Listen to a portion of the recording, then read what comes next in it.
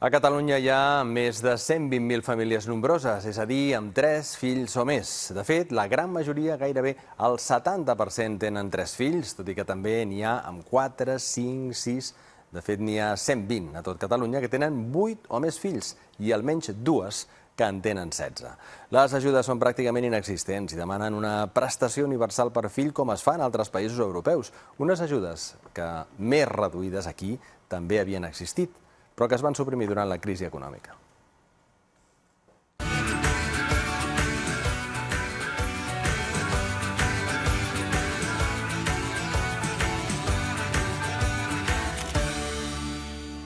És una família XL, és a dir, de grans dimensions.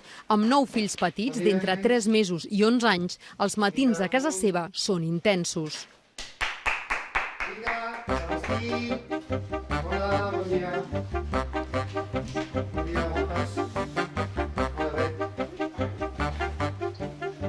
Vinga, Tom, vine, fem pipí. Vinga, amunt. Vinga, Lluc. Vinga, vestit.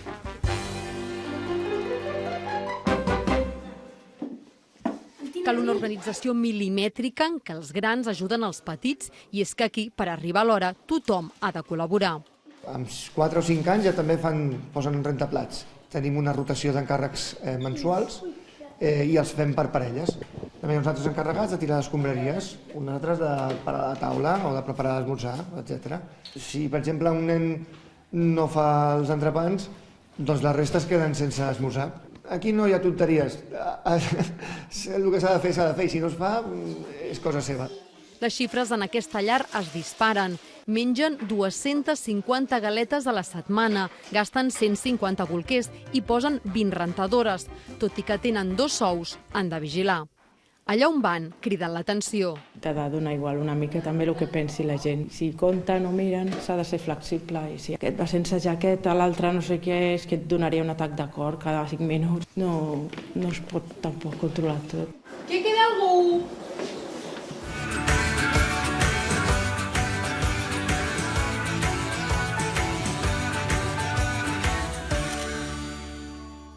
En els plans de l'Aroa i el José Manuel, en canvi, no hi entrava a ser una família nombrosa. Tenien 2 fills i no en volien més. Ella prenia anticonceptius i ella esperava per fer-se una vasectomia, quan per sorpresa va arribar de cop al triplet. Y el cuerpo se te queda, pues que no te lo crees. Mira, ya me dio por reírme. A mí, durante toda esa semana estuve por llorar y llorar y llorar, porque yo no quería más niños. Y lloraba y lloraba. Bueno, y ese día me dio por reírme. Viuen en un pis de 65 metres quadrats en un segon sense ascensor i sortir de casa és un show.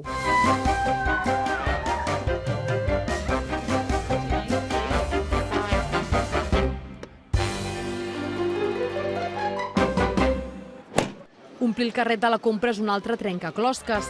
Amb uns sous de 830 i 720 euros al mes han d'alimentar, vestir i educar 5 fills. Vamos a servicios sociales y nos dicen que cobramos demasiado para darnos ayudas. Y hemos conseguido para 2 de las niñas pañales. Para los otros no nos dan nada. Como digo, no tienen ni que hacer pipi ni caca. Compra hecha y con todo esto solo tenemos para una semana.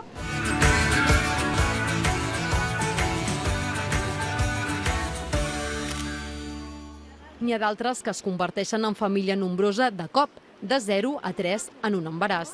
Jo em vaig posar molt content d'entrada, com si haguéssim fet un gran regal. 4 mesos després em va agafar l'atac de pànic, quan vaig començar a treure la calculadora, a fer números.